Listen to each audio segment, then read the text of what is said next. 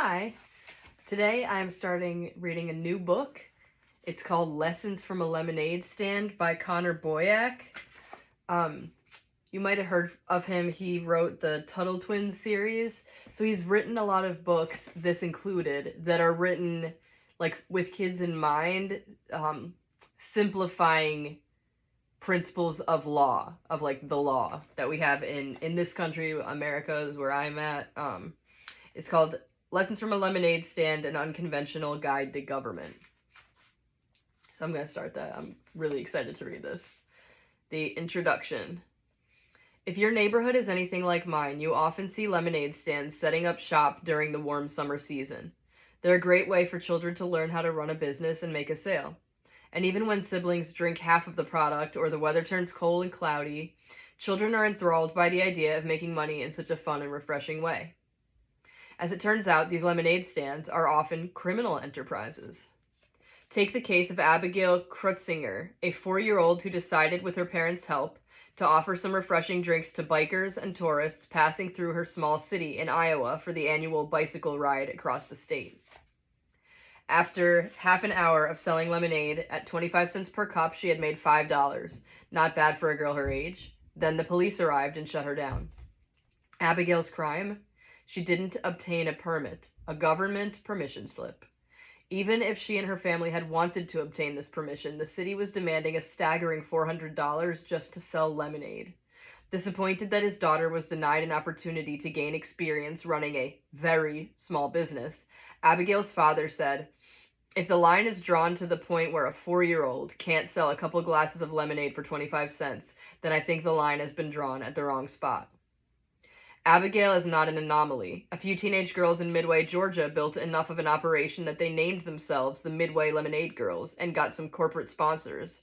These girls were trying to earn enough money to visit a nearby water park, but their efforts were thwarted by the city's police chief, who, after ending these girls' experience in entrepreneurship, told reporters that he didn't know how the lemonade was made, who made it, or what was in it. To obey the law in their city, the girls would have had to pay the city $50 each for a business and health permit, even if they were operating on their driveway. "It's kind of crazy that we couldn't sell lemonade," said 14-year-old Cassidy Dixon, one of the Midway Lemonade Girls. "It was fun, but we had to listen to the cops and shut it down." The police chief, interviewed by a local news station, recalled what his law enforcement officers had told the girls. "We had told them, 'We understand you guys are young, but still, you are breaking the law, and we can't let you do it anymore. The law is the law, and we have to be consistent with how we enforce the laws.'" Then there's the case of the Marriott and Augustine kids, whose families joined forces to sell lemonade to the hordes of people flocking to town for the U.S. Open Golf Championship. The children, who were raising money to help kids with cancer, were shut down for not having a permit. Even worse, the families were fined a staggering $500.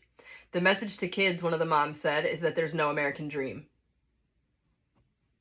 These stories represent just a fraction of the many cases where aspiring young business owners faced a harsh reality of regulations, permits, and prohibitions.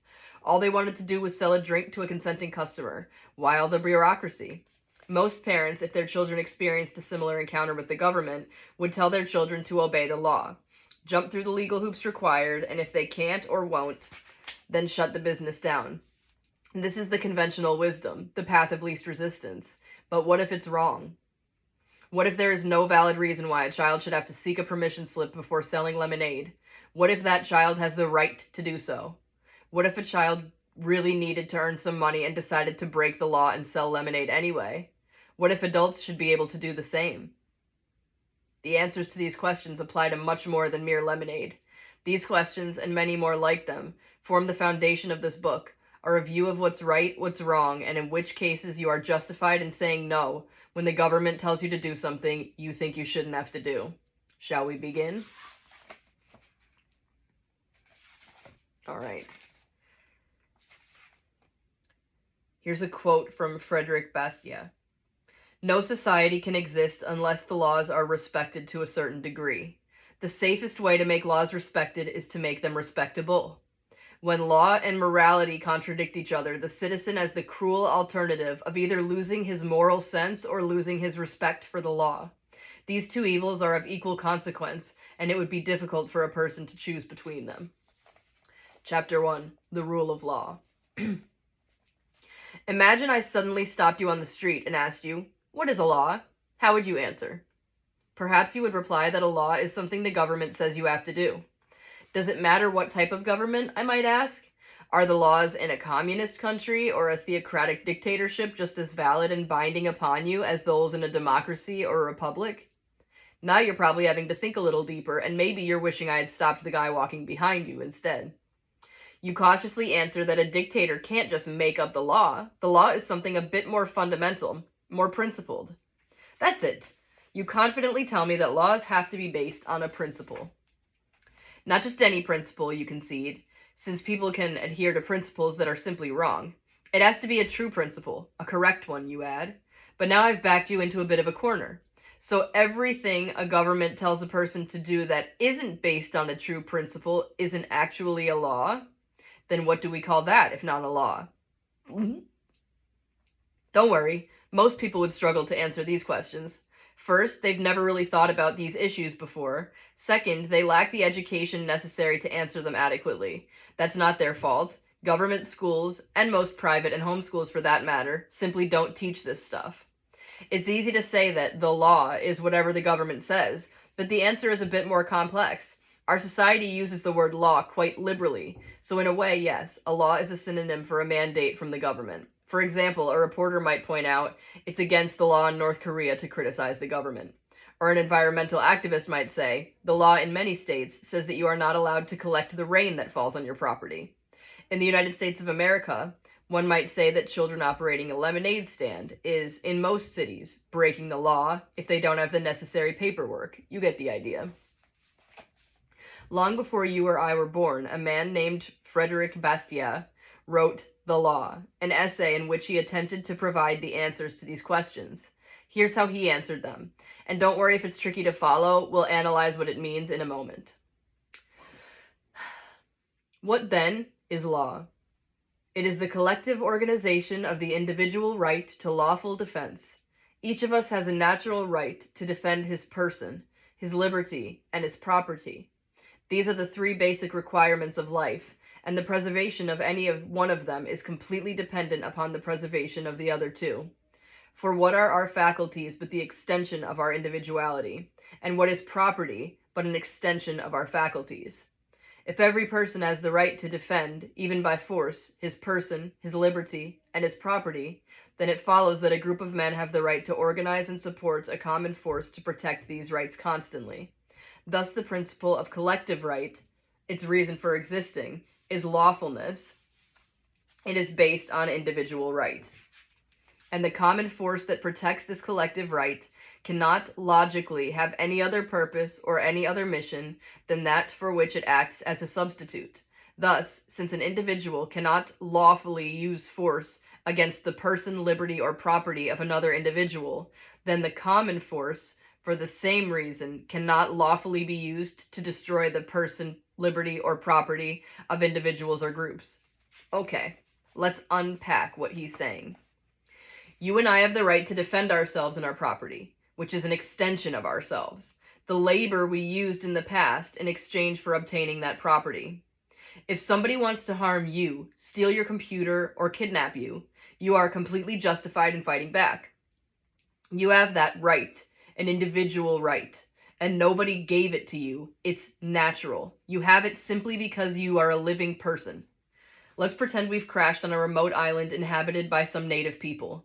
Each person in our group has this right of self-defense. So if any of the locals try to harm one of us, we are justified in trying to stop the attack.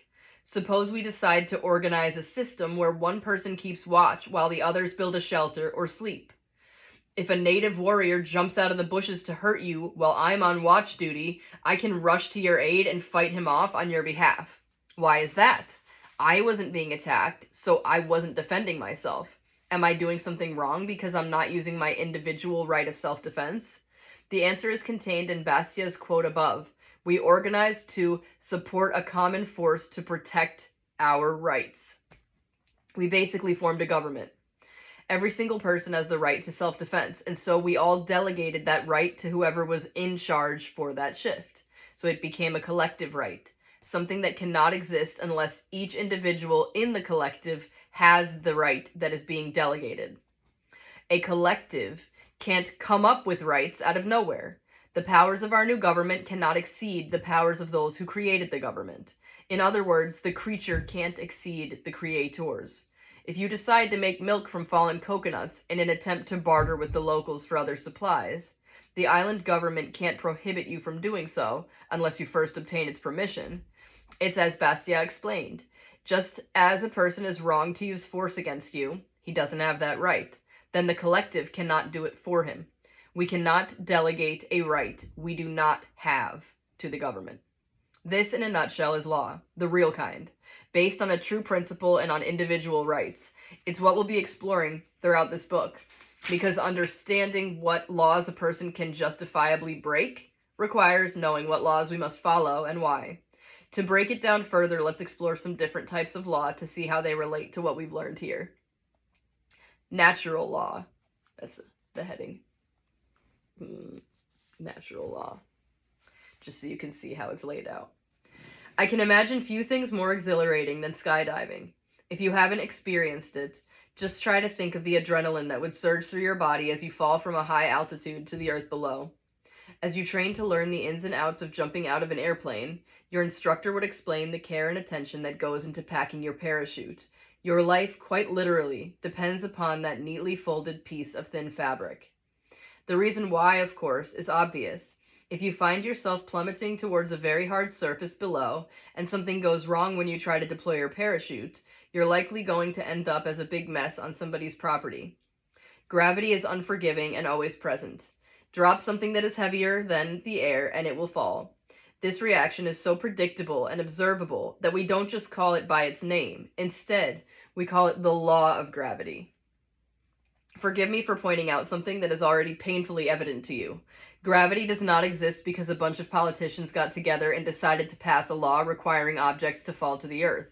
A majority vote did not create this condition, nor can a vote stop it from happening. It exists rather because it is a law of nature, a governing rule that is self-evident. Self-evident. Does that ring a bell? Thomas Jefferson used the term in the Declaration of Independence when he talked about fundamental truths that were among the reasons the American colonists seceded from Britain in order to govern themselves. As you may recall, here's what he wrote. We hold these truths to be self-evident, that all men are created equal, that they are endowed by their Creator with certain unalienable rights, that among these are life, liberty, and the pursuit of happiness. What Jefferson is referring to are natural laws, or self-evident truths that are observable and indisputable statements that clearly reflect man's relationship one to another. When we are born, we are all equal, no matter our parents' race, religion, location, or lineages. And importantly, we all have the right to our life, our liberty, and our future self-determination. Few today understand this, but in America's first few decades, it was widely understood. Except for that part about race, sadly. John Quincy Adams, the 5th U.S. president and son of John Adams, once noted that the colonists had renounced all claims to chartered rights as Englishmen. Henceforth, their charter was the Declaration of Independence. Their rights, the natural rights of mankind. Natural rights, natural law. Their rights didn't come from the English government, nor from a document or a majority vote. They were appealing to a higher and more fundamental law. Some might think that Jefferson coined the term or sparked a more widespread understanding of natural law, but that's not really the case. Jefferson himself said some 50 years after he helped draft the Declaration of Independence that it was merely intended to be an expression of the American mind at the time it was written. People already understood the priority of natural law over the laws that a government might make. If you look at what colonial legislators were saying before the Declaration was written in 1776, you'll find similar language showing their agreement. As just one example, consider the resolutions of the House of Representatives of Massachusetts, written on October 29, 1765. This document served as a defiant objection to the infamous Stamp Act, an egregious new tax on every piece of paper printed by the colonists. Notice the references to natural, self-evident rights contained in just the first two out of the 14 total resolutions. 1. Resolved that there are certain essential rights of the British Constitution of Government which are founded in the law of God and nature, and are common rights of mankind. 2. Resolved that the inhabitants of this province are unalienably entitled to those essential rights in common with all men, and that no law of society can, consistent with the law of God and nature, divest them of those rights. Ever heard of John Locke? He was a philosopher who deserves much of the credit for getting so many Americans to understand these ideas. Indeed, many of the founding fathers, especially Jefferson, were strongly influenced by Locke's writings. Nearly a century before the American Revolution, Locke published his second treatise on government, a book in which he explained what natural law is. Let's consider one of his arguments, a step at a time. To properly understand political power and trace its origins, we must consider the state that all people are in naturally. That is, a state of perfect freedom of acting and disposing of their own possessions and persons as they think fit, within the bounds of the law of nature. Locke is asking us to imagine a situation in which you and I might interact with one another in an environment where there is no government, just like the island example we discussed earlier. This is our natural state of perfect freedom, because there are no artificial, man-made, restraints on our actions. Instead, we are only bound by laws that are natural, the literal opposite of artificial. Locke continues.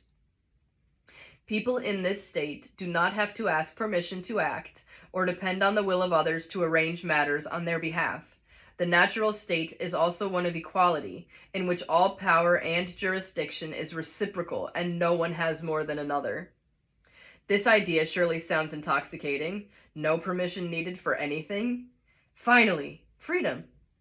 But focus on what Locke is saying in the second half of that statement. Our freedom, our natural state, is equal to that of others. We don't have the power to control others, just as others don't have any power to control us. There are no kings or presidents in nature. Power is also reciprocal, Locke says, meaning that if you punch somebody, they're justified in punching you back. If you steal from a neighbor, they're justified in using the same power against you. This concept of equality was important to Locke, just as it later was to the American rebels. Recall that Jefferson's first self-evident truth, the one he listed at the top because it was so important, was that all men are created equal. Given its importance, Locke explained it a little more. It is evident that all human beings, as creatures belonging to the same species and rank and born indiscriminately with all the same natural advantages and faculties, are equal amongst themselves. So in a state of nature, we're all equal. Gravity, of course, applies to everybody. The laws that govern our interactions with one another must, therefore, be consistent, without exception. We all, for example, have the right to life. So one way to figure out if a law is natural is whether it applies to everybody equally. Welfare programs that force some people to pay for things to benefit other people don't qualify, nor does a wartime draft that makes only men of a certain age fight in the military. But a law against murder does qualify. It applies to every single person. Murder is wrong whether or not the government says so. Even though Locke explained natural law in a compelling way that influenced America's founders, he didn't pioneer the idea. Various philosophers had been discussing these things for centuries. Guys like Hugo Grotius of Holland, 1583 to 1645, Thomas Hobbes of England, 1588 to 1679, Francisco Suarez of Spain, 1548 to 1617, and especially Thomas Aquinas of Italy, 1225 to 1274. The concept goes back as far as Cicero, 106 to 43 BC, and Aristotle, 384 to 322 BC. Generally, these people and many others taught that universal moral laws exist that are observable in nature, just like gravity. Hobbes described natural law as a precept or general rule found out by reason. Grotius wrote that it proceeds from the essential traits implanted in man. Cicero discussed natural or true law in detail. True law is right reason in agreement with nature. It is of universal application, unchanging and everlasting. It summons to duty by its commands and averts from wrongdoing by its prohibitions. It is a sin to try to alter this law, nor is it allowable to repeal any part of it, and it is impossible to abolish entirely. We cannot be freed from its obligations by Senate or people, and we need not look outside ourselves for an expounder or interpreter of it. And there will be not different laws at Rome and Athens, or different laws now and in the future, but one eternal and unchangeable law will be valid for all nations and all times. Locke's more detailed explanation merely summarized what philosophers had long been observing. Man-made law is subject to a higher law. It's no surprise, then, that the framers of the U.S. Constitution used the same format in what's called the Supremacy Clause, which says that the Constitution overrides any state law that conflicts with it. For example, the Constitution says that states must have a republican form of government. If a bunch of communists hatched a coordinated campaign to move to New Jersey, gain the majority of elected positions in the state legislature, and then vote to govern New Jersey under a communist dictatorship, would that be valid? Not according to the Constitution. It, as the higher law, would override this communist plot. The attempted takeover would be unconstitutional and thus illegal. Natural law works similarly.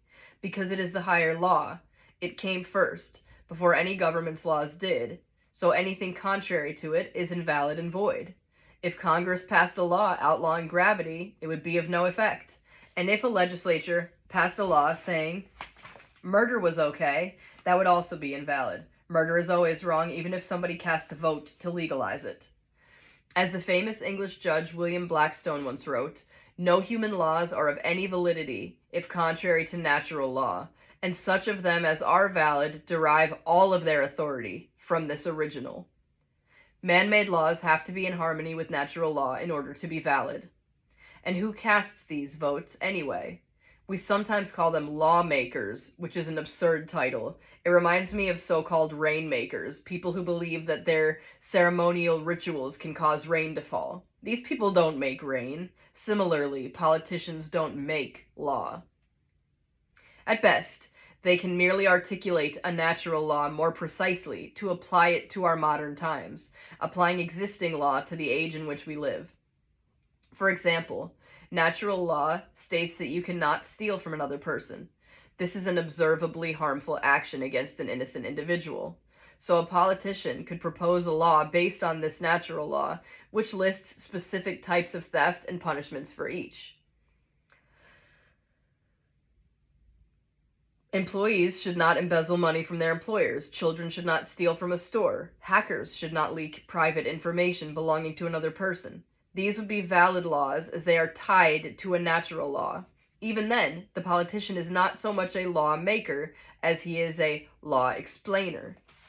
Lysander Spooner, a 19th century political philosopher, emphasized this point further, noting that a politician's departure from natural law leads to a situation in which their mandates lose authority and therefore do not deserve our allegiance. Lawmakers, as they call themselves, can add nothing to the supreme law, nor take anything from it.